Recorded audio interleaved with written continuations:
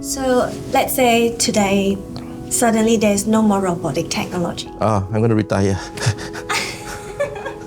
The day the Ministry of Health says, okay, no more robotic, you're clamping down on this, it's too expensive, that's the day that gives me an excuse to retire. Because if there's no robot, there's no life anymore. I'm not going to go back to open surgery where I have a choice of doing it robotically because I can see the benefit.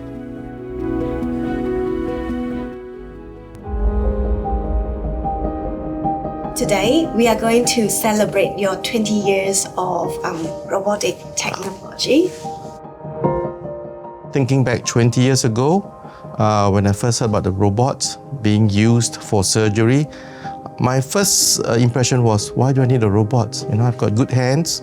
It sounds like something fanciful and maybe a fad that would not take off. But I saw some patients who had it done and they were saying how wonderful the experience was. So when I could sense their satisfaction, their relief, I said, okay, patients cannot be wrong. They were the proof of the outcome.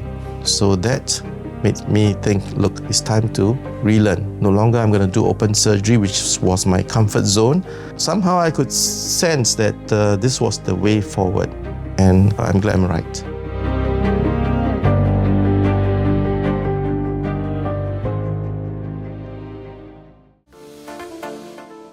It was a bit of sacrifice though, I must admit. You have to retrain yourself, relearn, and you have to get used to the mechanics. The good thing about being trained in the States is they have fresh cadavers. You know, people donate their bodies. So I was operating on a fresh cadaver.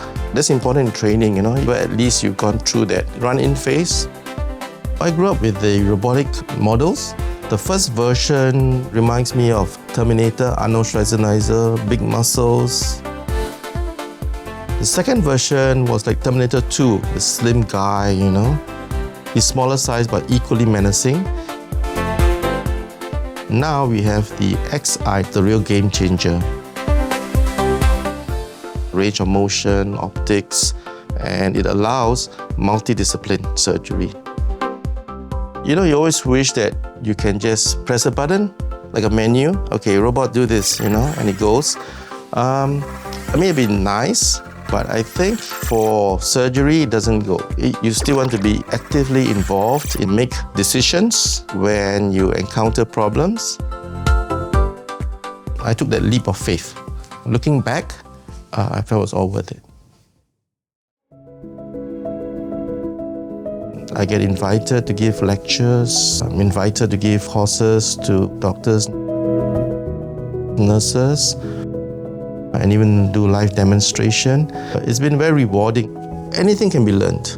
So anyone can just embark onto robotic surgery because now they have software to help you mount the learning curve. But I guess there's still an element of aptitude.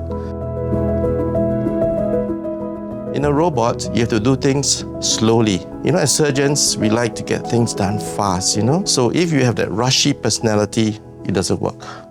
As I always say, the slower I operate, the faster I go home.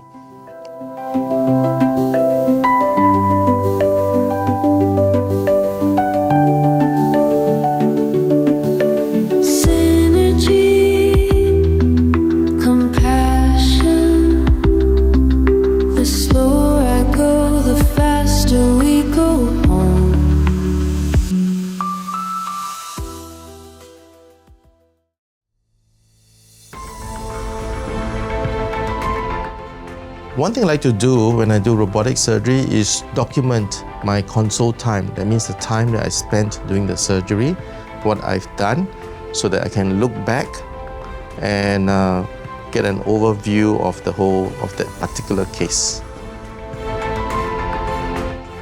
I'm fortunate in the sense that I am ambidextrous. So if you're ambidextrous, it makes it even better because the strength is there. The biggest role of the robot is actually the stitching. It's where the robot really makes it a breeze. The key to recovery from any surgery is precision. When you do robotic surgery, you don't need to dissect so much because it's very precise. You just zoom in. In open surgery, we tend to open up the patient like a book. I think nobody now doubts the superiority of the robot. I get patients asking me, even simple surgery, are you going to do it robotically? I think the biggest challenge we have right now is the insurance companies, because they're only looking at payout. It's going to cost more. But let's put it this way, if you were the patient, would you want? The answer will be yes, because you can see the difference. Our satisfaction is qualitative, not quantitative.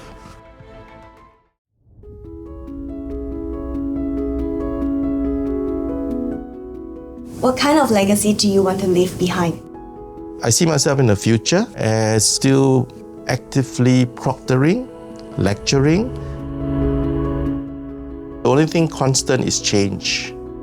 What we know today is outdated tomorrow. So I'm glad that I embarked on that journey in robotic surgery.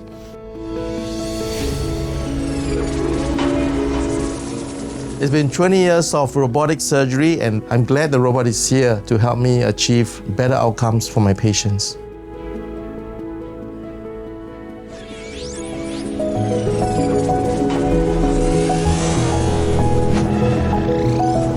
The slower I operate, the faster I go home.